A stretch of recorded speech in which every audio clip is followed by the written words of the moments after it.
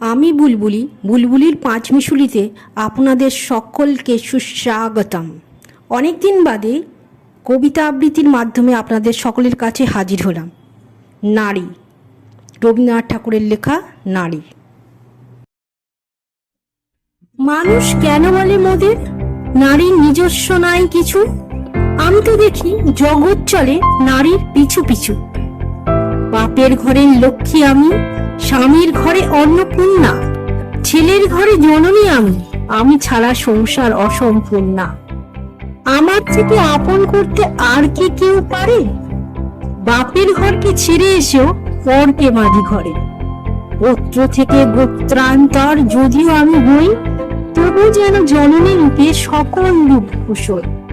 ভারত মাতা সেও নারী, নারী জগৎ ধাত্রী।